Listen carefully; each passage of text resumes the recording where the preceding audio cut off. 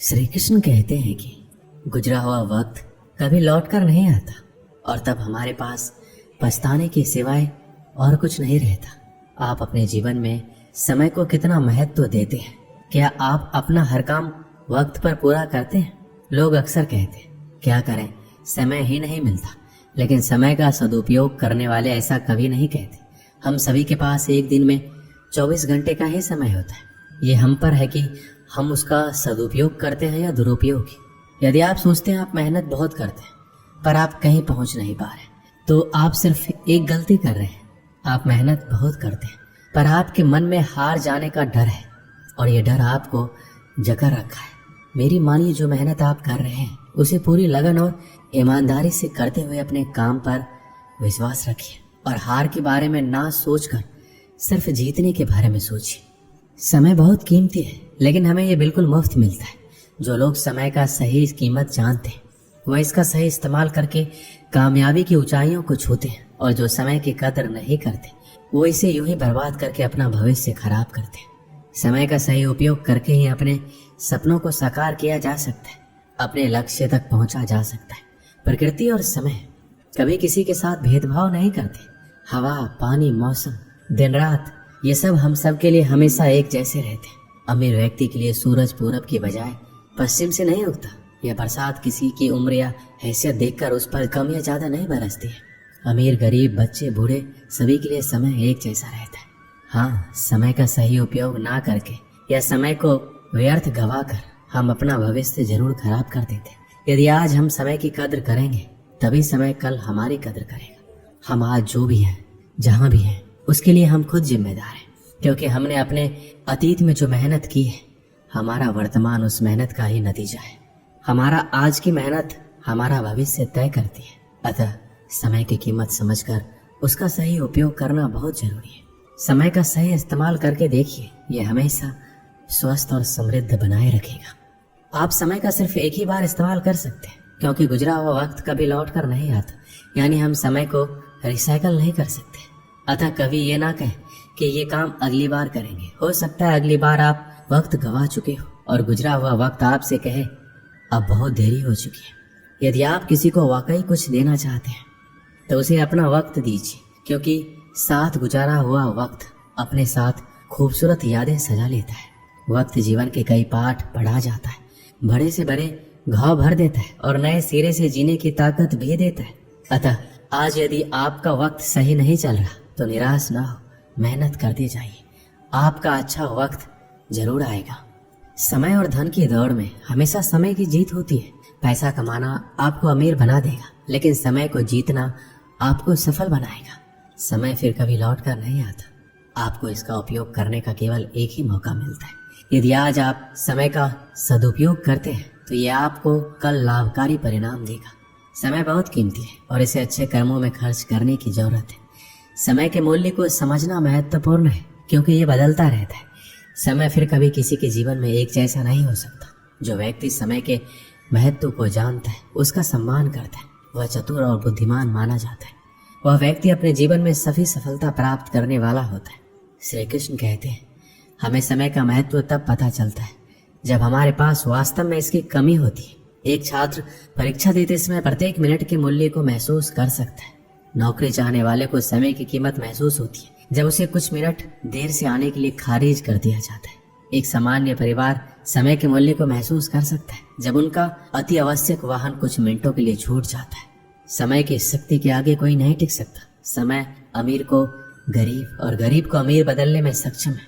यह एक खुश व्यक्ति को रोने के लिए या रोने वाले व्यक्ति को कुछ ही सेकंड में खुश बना सकता है। समय इतना शक्तिशाली होता है, हम उसे देख नहीं सकते, लेकिन समय के सामने उपस्थित परिस्थितियां हमें बहुत कुछ देखने पर मजबूर कर देती है। समय पृथ्वी पर सबसे कीमती वस्तु है।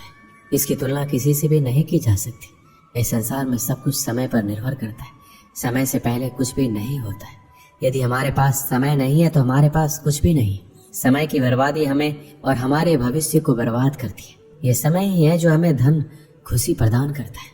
हमें अपने समय का कुछ उपयोगी कामों को करके करना चाहिए। इस संसार में सब कुछ समय के अनुसार बदलता है, क्योंकि समय से कुछ भी स्वतंत्र नहीं है। हमें कठिन परिश्रम करने का आनंद लेना चाहिए और कभी भी अपने अच्छी आदतों को बाद में करने के लिए नहीं टालना चाहिए। खोया हुआ धन पुनः अर्जित किया जा सकता है, खोए हुए वैभव पुनः प्राप्त किए जा सकते हैं।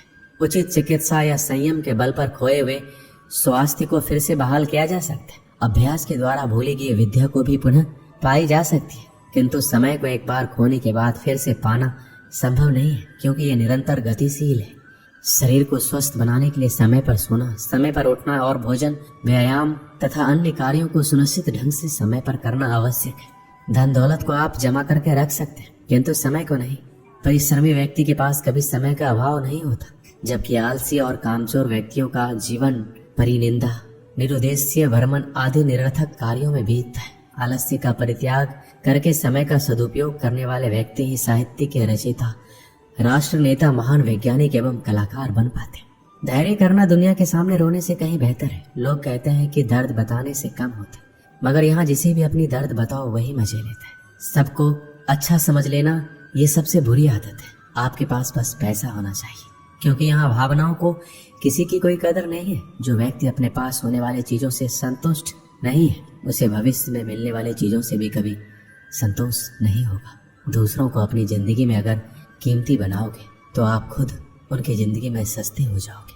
आप अपनी सेल्फ रिस्पेक्ट जितना गिराओगे, लोग आपको उतना ही मजबूर करेंगे। बुरा वक्त आपको कमजोर नहीं, सफल बनाता है। बस यही फर्क है कि हम उस बुरे वक्त में इसे कैसे हैंडल करते हैं।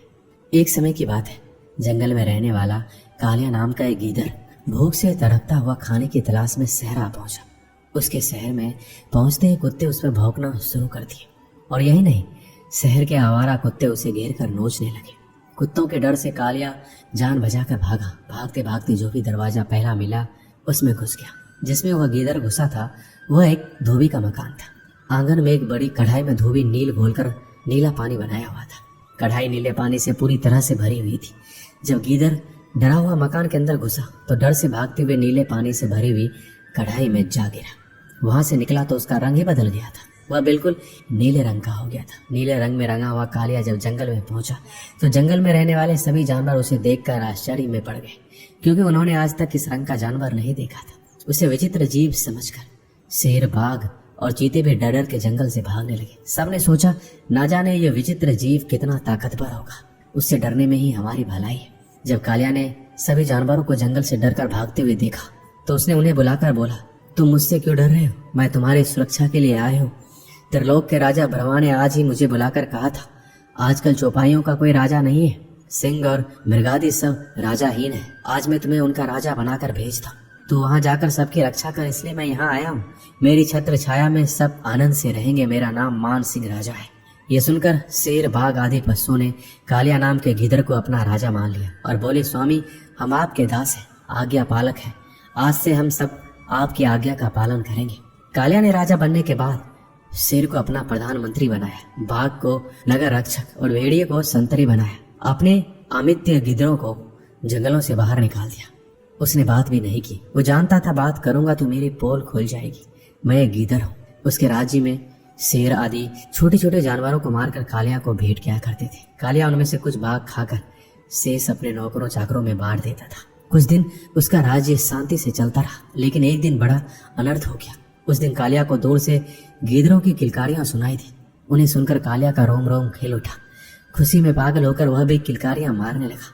शेर, बाघ आदि पशुओं ने जब उसकी किलकारियां सुनी तो वह हैरान रह गए कि ये कालिया ब्रह्मा का दूत नहीं, बल्कि नीले रंग में रंगा मामूली गीदड़ है। अपनी मूर्खता पर लज्जा से सिर झुकाकर आपस में सलाह करने लगे, इस गीदड़ ने तो हमें मूर्ख बनाया है, इसे इसका दंड दो, इसे मार डालो। कालिया ने शेर, बाघ आदि की बात सुन ली। वह भी हैरान रह गया कि उसकी पोल खुल गई। अब जान बचाना भी कठिन है, इसलिए वह वहां से भागा, किंतु शेर के पंजे से भागकर कहाँ जाता। एक ही छलांग में शेर ने उस ढोंगी गीदड़ को मौत के घाट उतार दिया। इस कहानी से हमें यही शिक्षा मिलती है कि जो अपनों को नीचा दिखाकर परायों को अपनाता है, उसका आज नहीं तो कल निश्चित ही विनाश होता है। हमारे समाज में सामाजिक एकता और समता के महत्व को समझना चाहिए। यदि आज हम अपने समाज के सभी व्यक्तियों को समान नजरिए से नहीं देखते और समर्थन नहीं करते, तो कल उन्हें हमारे समाज के लिए कठिनाइयां और नुकसानकारी बना देगा।